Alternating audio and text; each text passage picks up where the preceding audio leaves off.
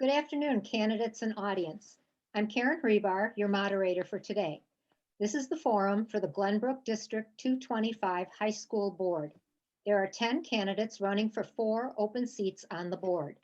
5 of these candidates have agreed to the league's ground rules and format and are present today. They are David Hochberg, Matt O'Hara, Bruce Doughty, Michelle Seguin, and Peter Glowacki. Each of these 5 candidates will be doing a 15-minute mini forum in an interview style. Each candidate will begin a 2-minute opening statement and will be allowed up to 90 seconds to answer each of 7 questions previously submitted by voters. Each candidate will answer the same questions. I will repeat a question if asked. Please remember to watch the timer. There will be a 1-minute and a 30-second warning time, and then a stop sign. I ask that you finish your sentence then. With that said, let us begin. David Hochberg, you may start with your 2-minute opening. Hi, my name is David Hochberg. I am a happily married father of 3 girls that go to the Glenbrook school system. 2 are in Glenbrook North right now. Moved to Northbrook because of the school system in 2001 when we moved out of the city to start our family. I am a real estate professional, 20 plus years real estate professional, so I understand and appreciate how valuable the school systems are to home values and when people are choosing to pick a location to move their family. I am running for one of the 4 open seats as an independent. I am not backed by any caucus or any group. I was asked to be part of a group. I respectfully declined. I'm an independent thinker, and I am running for one of the 4 open seats that are available during the elections on April 6th, and I hope you vote for me. Okay, thank you. We'll begin with our questions. And the first question deals with the topic of safe school reopening. And the question is, what are your ideas on safely reopening schools so that parents, students, and staff are reassured? And does this include remote or hybrid remote learning? Well, I think everybody has their own level of what they consider is safe, right? I mean, what's safe to me might not be safe to other parents within the districts or within the state. So it's important to get everybody's feedback.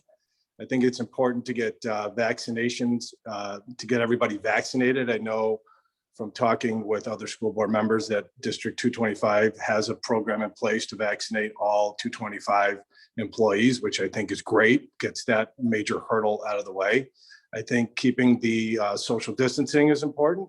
I also think proper ventilation is important. I work with a number of different businesses and business owners that are having the same challenges as the schools are. How do they keep their employees safe? How do they keep their clients safe?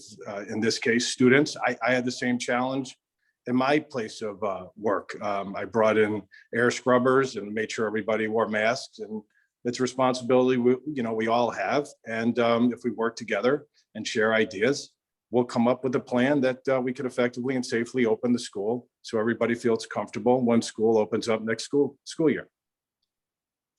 Thank you. The next topic is priorities for pandemic relief funds.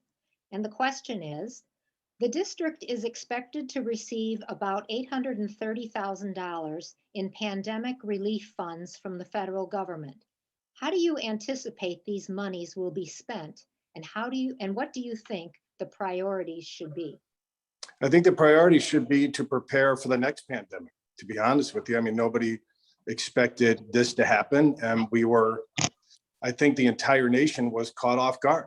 I think proper planning needs to go into place to prepare for the next event and to make sure that, again, everybody is safe and is learning, teachers, janitors, everybody that is in that school. Any type of employee that goes in that school with the students are comfortable and safe within the work environment. So I think a lot of that money needs to go towards planning for the next event and obviously reload the coffers for everything that was invested to get through this event. The next topic is curriculum. And the question is, what is the appropriate role for this Board of Education in determining curriculum in the Glenbrook High Schools? I think the proper role of the board is to follow the guidelines that are set down by the State Board of Education. You know, a lot of my friends within the district don't know anything about the curriculum. And I think that's a challenge that we need to overcome and get out and educate the public of what actually the curriculum is. And I think that what is set down by the State Board of Education needs to be followed if we like it or not. And I think a lot of the problems that we have is, and the pushback that we have is that some of the parents within the district are not happy. Well, the challenge is that the board is mandated by the State Board of Education to follow certain rules and guidelines. And if you're not happy with those certain rules and guidelines, then you need to contact your state elected official, state representative and state senator to have those changes made. That's what I think. Thank you. The next topic is mental health. And the question is, many believe the pandemic has greatly impacted mental health, especially for high school students. Do you think the mental health resources provided by the district are adequate, or what additional assistance could be provided to students? Well, during research for this position, I learned that there are 250, the ratio of counselors to students was, I believe, 250 to 1, which I don't think is low enough. I think we need more counselors. I think more training needs to be done with teachers to learn how to teach in this environment. Because again, this is the first pandemic that I've experienced, and the past year has been very challenging as a parent and as a parent of 2 high school kids and 1 middle school child. It is very challenging.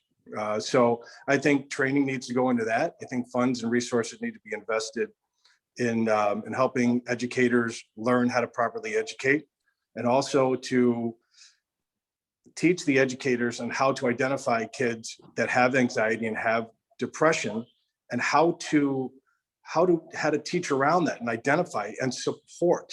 And that's the key thing, support. I have a daughter that has anxiety, and I see it firsthand, how challenging it is for her in some classes. And some teachers have a better understanding on how to work with her, and other teachers don't. And it's frustrating. So I think more time and more resources and more funds need to go into properly training the educators on how to identify students that are having challenges with anxiety and depression, and address it accordingly in the proper way. And I think they're doing the best job they can. I just think proper training, additional training would be helpful. Sorry for going over. So let's not. No Sorry. Thank you. The next topic is teacher evaluations. And the question is, how teachers are evaluated and by whom is generally determined through the union bargaining process. Do you think teacher evaluations should include input from students and parents? Sure. I believe in a bottom-up process. I always have, always will. It's like I said, in the business world, I always get input from my employees when we're making a big decision that's going to impact them. I understand and respect that there's a union at the school and there's rules that you have to follow. I completely understand that. But I also think that feedback from the students and from the parents as to the performance levels and how they interact with their child is important. I mean, teachers, everybody should be open to constructive criticism, everybody. And if you're not open to constructive criticism and to better yourself, then you got a problem, because we're all here to make sure the kids are getting properly educated to the maximum of their potentials. And if there's something that you could get from the student or the parents in a constructive criticism way, sure, why not? I don't see there's any problem with that. Okay, thank you. The next topic is resolving community opinion differences. And the question is, how will you as a board member work to be responsive to taxpayers and other stakeholders in the community with strong differences of opinion? Absolutely. It's an elected board. It's not a throne. The board members are elected by the families within the 225 community. If the members of the 225 community have an opinion about something that's going to be voted on by the board, then they should have a voice in any type of decision, and their opinions and their viewpoints and their comments and their concerns should be heard. and it should be considered before any single vote before any topic or any type of vote is brought.